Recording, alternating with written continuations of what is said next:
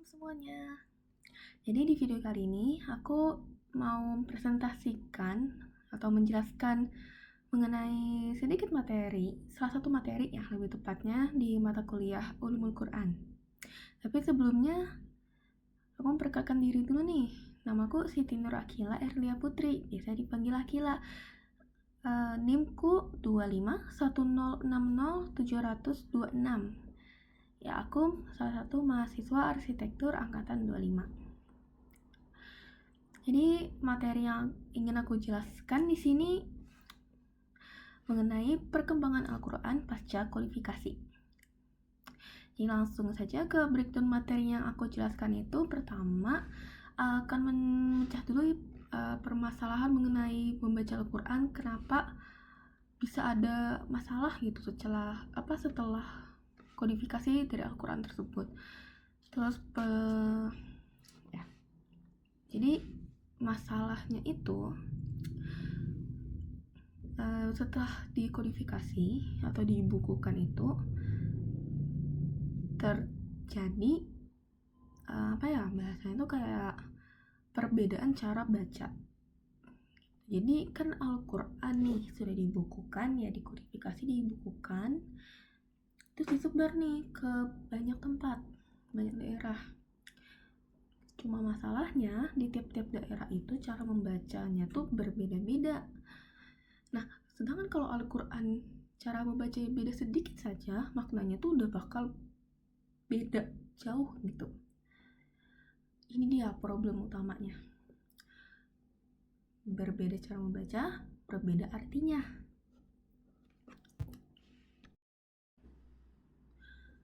Sehingga banyak yang membaca Al-Quran tapi tidak memaknai apa yang sebenarnya dibaca tersebut. Jadi kayak cuma sekedar baca tapi kayak nggak tahu ini tuh apa sih yang dibaca gitu loh. Jadi nggak bisa memaknai Al-Qurannya dengan benar gitu.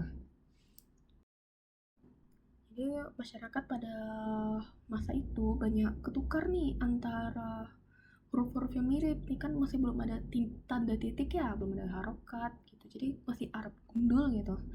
Kayak misalnya antara huruf sin dengan huruf shin itu kan sama bentuknya, yang beda kan cuma titiknya doang. Nah, banyak masyarakat pada zaman itu yang kesulitan dan tertukar dengan dua huruf itu.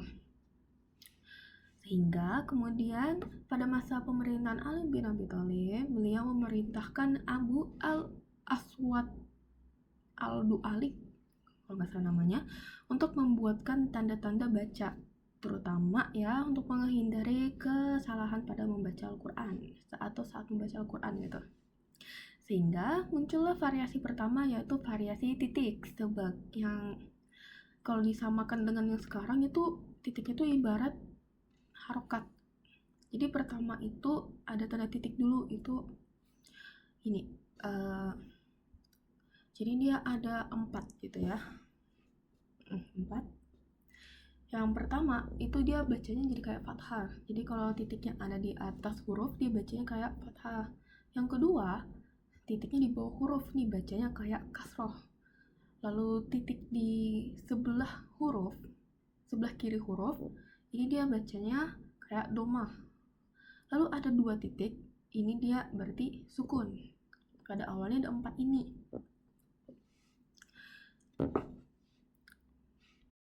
Lalu kemudian pada masa Al-Khalil, tanda titik yang 4 tadi ini mengalami update lah gitu, mengalami penyempurnaan.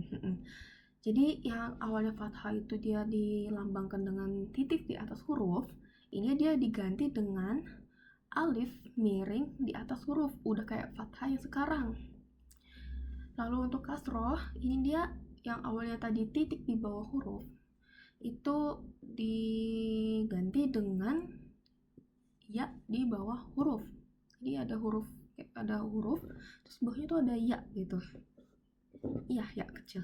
Lalu untuk doma yang awalnya ini dia tadi, kalau nggak salah doma ini titik di sebelah kiri huruf, ini dia diganti dengan huruf waw.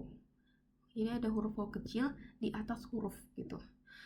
Lalu di sini baru mulai muncul tanda-tanda lain kayak tasydid, sukun, hamzah, tanda mat gitu.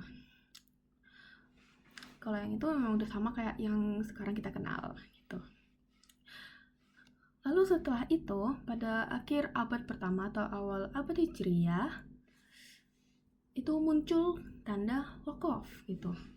Untuk tanda wakaf ini kemunculannya ada 2 fase ya. Jadi untuk fase pertama ini ya pada akhir abad pertama atau awal abad kedua gitu, Hijriyah. Karena kebutuhan akan simbol untuk menandakan ini harus berhentinya di mana sih gitu. Jadi dikembangkan tanda wakaf. Nah, tokoh yang mengembangkannya itu Al-Sajawandi. Nah, beliau ini membagi menjadi beberapa hukum wakaf seperti lazim, mutlak, jaiz, mujawaz liwujuh, murkhas darurah, lalu keadaan di mana tidak boleh untuk wakaf. Nah, tapi waktu itu belum ada kesepakatan tanda wakaf secara global gitu, masih dalam region tertentu aja gitu. Buktinya di Qura Madinah, maksudnya ya Qura Madinah dan Kufah itu menerapkan tanda wakafnya tuh masih berbeda gitu. Jadi walaupun sudah seperti udah ada yang mencetuskan tanda wakaf, tapi karena masih belum diterapkan secara global, jadi itu masih beda-beda gitu. Lalu memasuki fase kedua kemunculan tanda wakaf, sekitar tahun 1342, Lasyna Mesir itu membakukan tanda wakaf yang terinspirasi dari Al-Sajawandi tadi. Itu bisa dilihat pada Mushaf Amiri yang dicetak pada tahun 1342 itu. Di antara tanda wakafnya itu ada mim, jim, kola, lam alif, dan juga titik 3 seperti yang sudah kita kenal sekarang. Oh ya, jadi Mushaf Standar Madinah dan Indonesia itu memakai kriteria, maksudnya memakai kriteria wakaf yang diterbitkan oleh Lasyna Mesir ini. Oke, jadi tidak hanya sampai di tanda wakaf ini saja gitu. Setelah kodifikasi ini juga dicari nih dalam Al-Quran ini ada berapa jumlah karakternya, sehingga ada seseorang namanya Al-Hajjaj ini dia meminta para hufaz untuk menghitung jumlah tanda atau karakter di dalam Al-Quran, dan setelah dihitung itu ada sekitar 340.750 karakter gitu. Kenapa dia mau tahu gitu ada berapa karakter di dalam Al-Quran itu? Jadi untuk mengetahui lebih dalam gitu dan ya lebih memahami gitu.